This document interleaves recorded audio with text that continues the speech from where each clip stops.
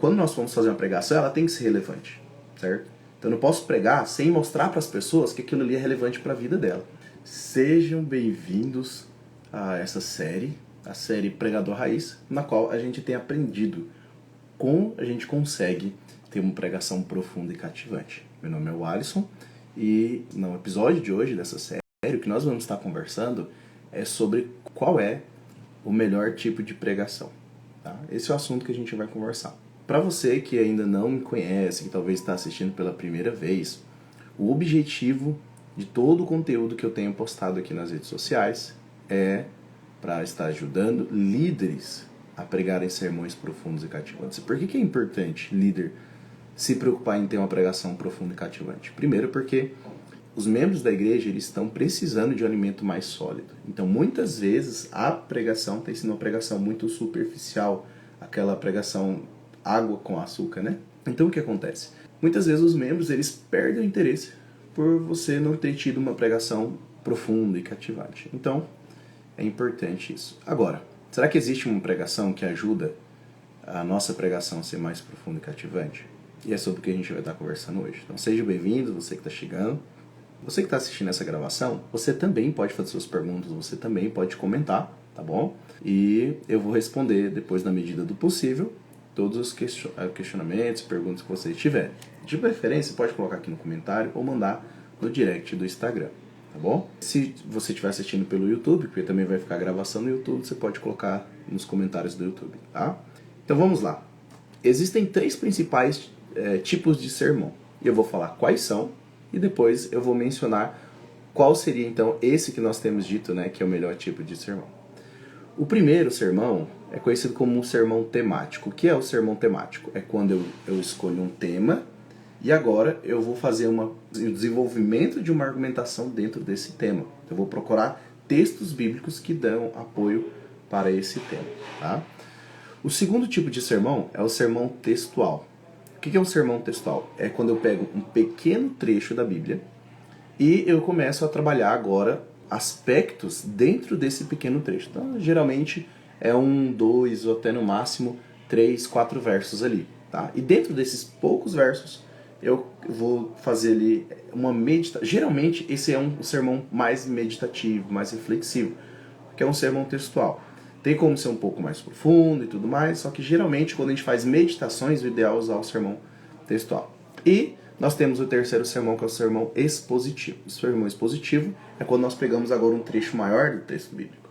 Quando eu pego um capítulo ou mais capítulos, ou quando eu pego bastante versos, né, um trecho grande de um capítulo, e eu monto uma pregação baseada nesse trecho inteiro.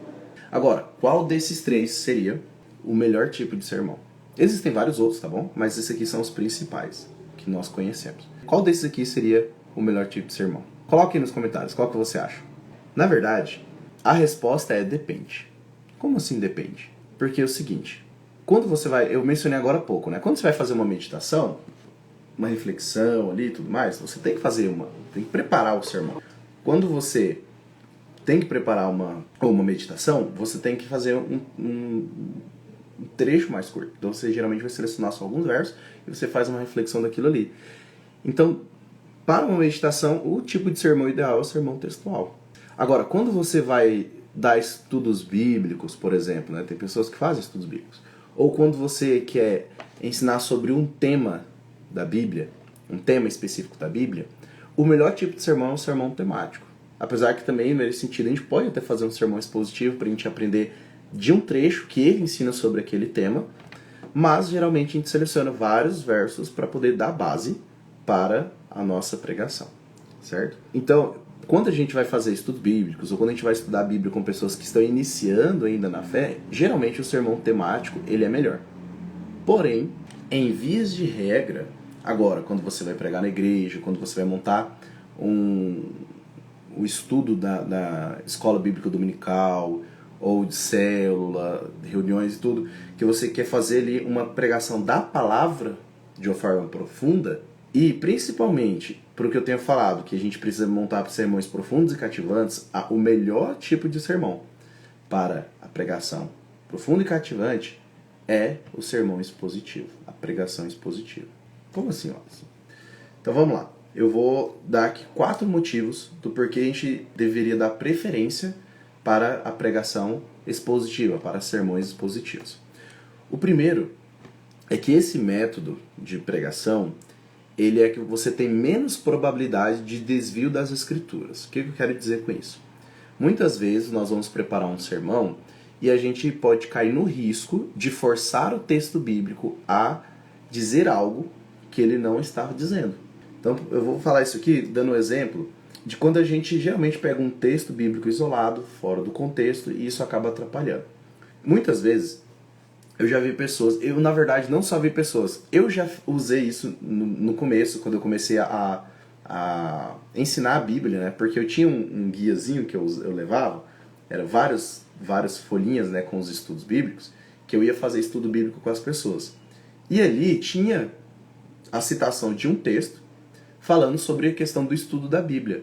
E aí eu estava entendendo o texto errado e estava explicando errado, porque eu já tinha ouvido essa explicação de uma outra pessoa também desse verso. E esse texto é de João capítulo 5, no verso 39. Quando você vai para João capítulo 5, verso 39, o texto diz assim, ó, examinai as escrituras, porque vós cuidais ter nelas a vida eterna, e são elas mesmas que de mim testificam. Cristo falando.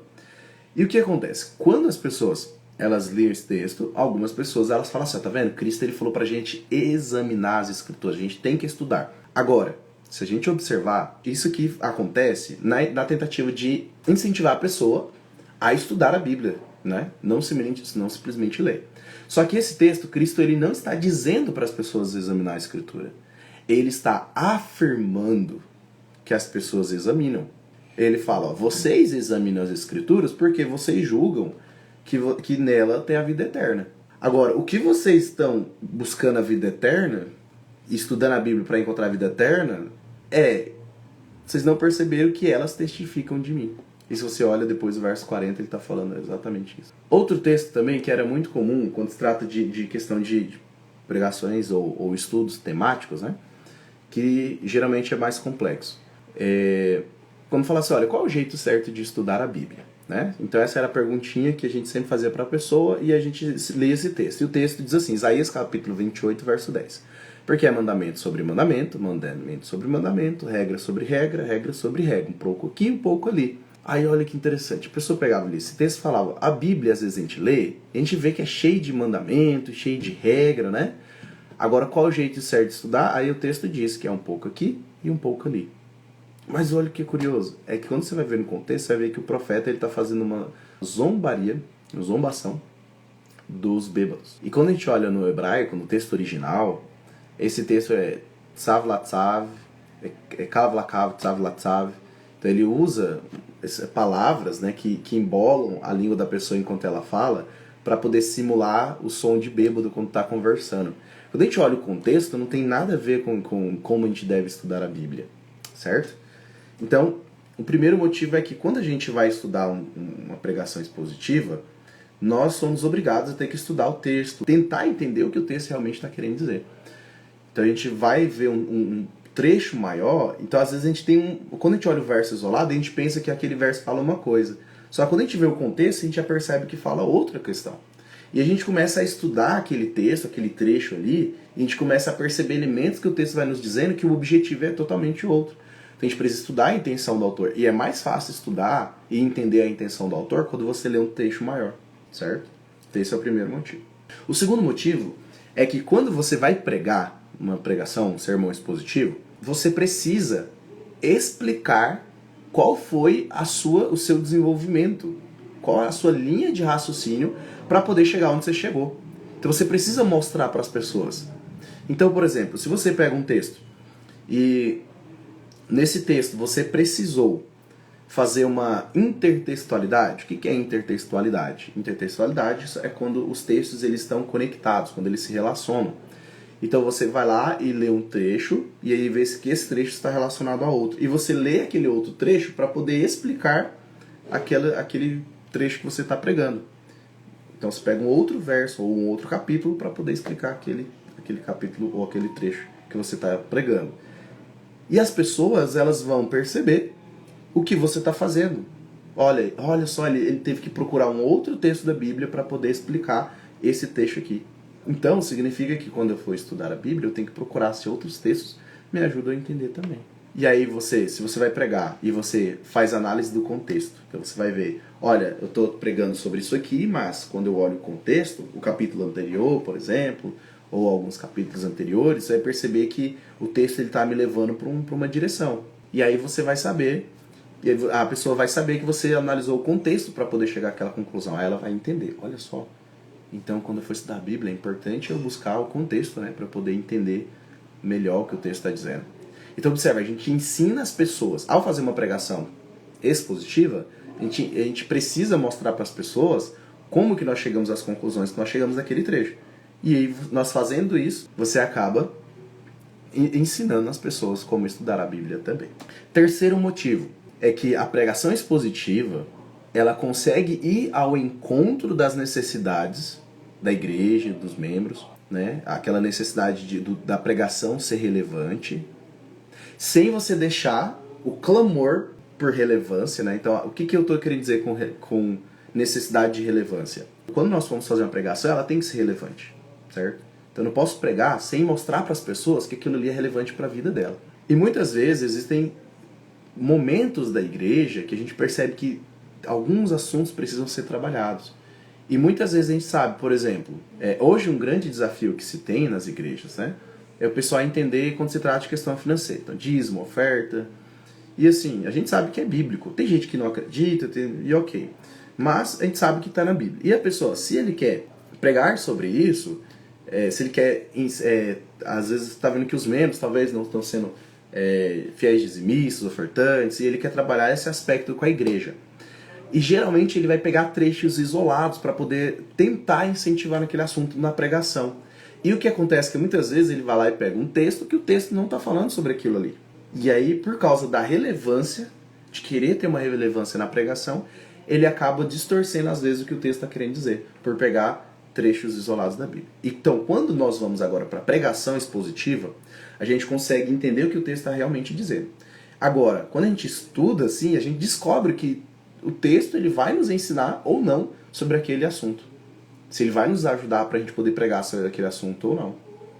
E aí a gente precisa estudar mais textos da Bíblia. Se eu estudar um trecho e eu ver que aquele trecho não está falando sobre aquele assunto, eu não vou pregar sobre aquilo ali.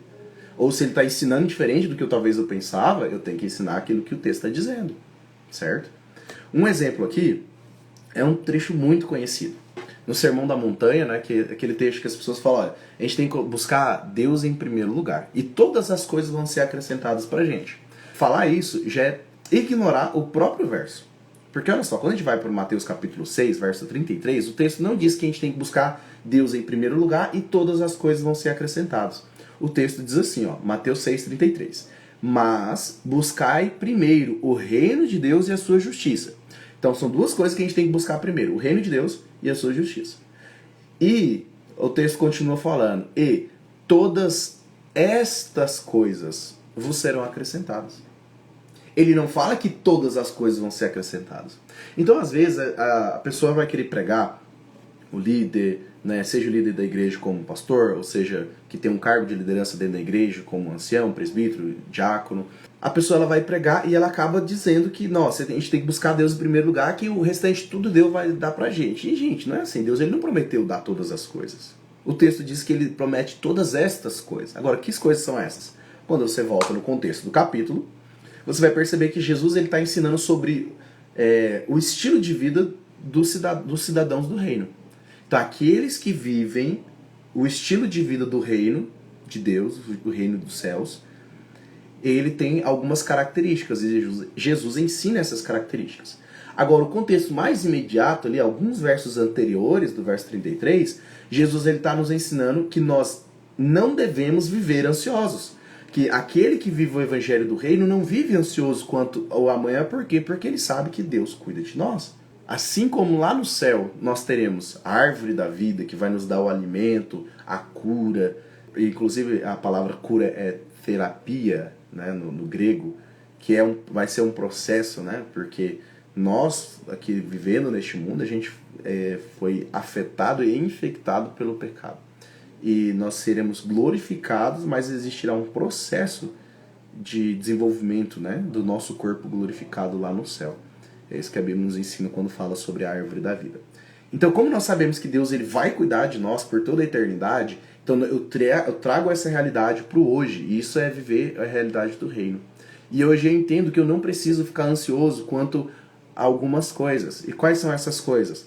Verso 25 nos fala, e ele diz: por isso vos digo, não andeis cuidadosos quanto à vossa vida, pelo que haveis de comer ou pelo que haveis de beber, nem quanto ao vosso corpo, pelo que haveis de vestir. Não é a vida mais que o mantimento e o corpo mais que o vestuário?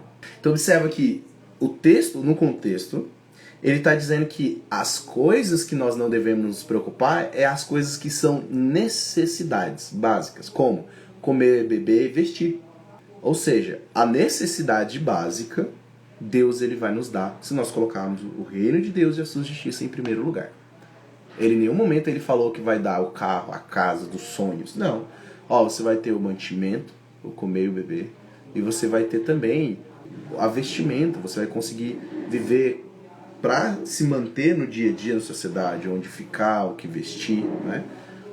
Então é isso que ele promete pra gente. Observe, quando a gente faz um estudo do contexto, aí quando a gente vai lá, mais buscar em primeiro o reino de Deus e sua justiça e todas essas coisas. Essas coisas o quê? Comer, beber e vestir.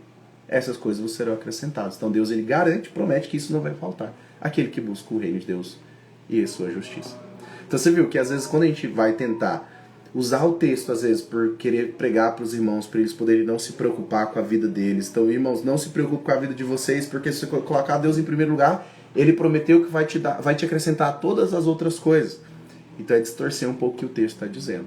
Tá? E se você ver o próximo verso, ele ainda fala: não vos inquieteis, pois, pelo dia de amanhã, porque o dia de amanhã cuidará de si mesmo, basta a cada dia o seu mal. Viu só? E o quarto motivo?